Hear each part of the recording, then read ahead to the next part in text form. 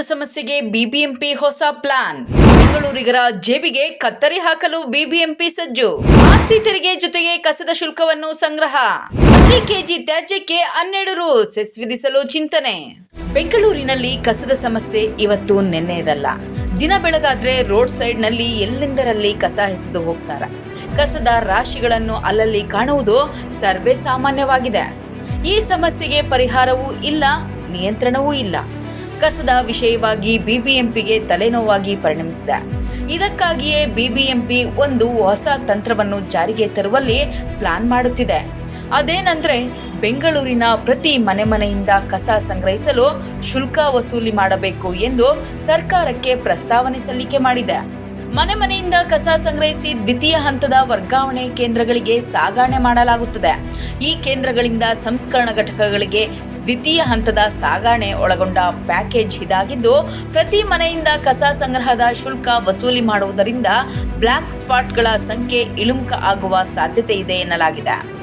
ದಿನ ಕಳೆಯುತ್ತಿದ್ದಂತೆ ನಗರದಲ್ಲಿ ಜೀವನ ದುಬಾರಿಯಾಗುತ್ತಿದೆ. ತಿನ್ನುವ ಅನ್ನದಿಂದ ಹಿಡಿದು ಧರಿಸೋ ಚಪ್ಪಲಿವರೆಗೂ ಎಲ್ಲವೂ ತುಟ್ಟಿಯಾಗುತ್ತಿದೆ. ಪೆಟ್ರೋಲ್, ಡೀಸೆಲ್ ಬೆಲೆ ಏರಿದೆ. ತರಕಾರಿ ದರವು ಗಗನಕ್ಕೆ ಮುಟ್ಟಿದೆ. ಇದರ ಜೊತೆಗೆ ಕಸದ ಹೆಸರಲ್ಲಿ ಬೆಂಗಳೂರಿಗರ ಜೇಬಿಗೆ ಕತ್ತರಿ ಹಾಕಲು ಬಿಬಿಎಂಪಿ ಸಜ್ಜಾಗುತ್ತಿದೆ. ಪ್ರತಿ ತಿಂಗಳು 200 ರಿಂದ 400 ರೂಪಾಯಿ ಶುಲ್ಕ ನಿಗದಿ ಮಾಡುವ ಪ್ರಸ್ತಾವನೆ ಇದಾಗಿದೆ.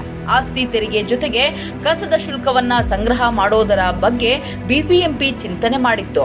ಈಗಾಗಲೇ ನಗರದ ತ್ಯಾಜ್ಯ ವಿಲೇವಾರಿಗೆ ಬಿಬಿಎಂಪಿ ಟೆಂಡರ್ ಆಹ್ವಾನಿಸಿದೆ. ತ್ಯಾಜ್ಯ ವಿಲೇವಾರಿಯಲ್ಲಿ ಹೊಸ ವ್ಯವಸ್ಥೆ ಜಾರಿಗೆ ತರುವ ಸಂಬಂಧ ಬೆಂಗಳೂರು ಘನ ತ್ಯಾಜ್ಯ ನಿರ್ವಹಣಾ ನಿಗಮದಿಂದ ಟೆಂಡರ್ ಕರೆಯಲಾಗಿದೆ. ಪ್ರತಿ ಕೆಜಿ ತ್ಯಾಜ್ಯಕ್ಕೆ 12 ರು ಸೆಸ್ ವಿಧಿಸಲು ಚಿಂತನೆ. ನಗರದಲ್ಲಿ ಬೃಹತ್ ಪ್ರಮಾಣದಲ್ಲಿ ತ್ಯಾಜ್ಯ ಉತ್ಪಾದಿಸುವವರಿಗೆ ಪ್ರತಿ ಕೆಜಿ ಕಸಕ್ಕೆ 12 ರೂಪಾಯಿ ಸೆಸ್ ವಿಧಿಸಲು ಪಾಲಿಕೆ ಮುಂದಾಗಿದೆ.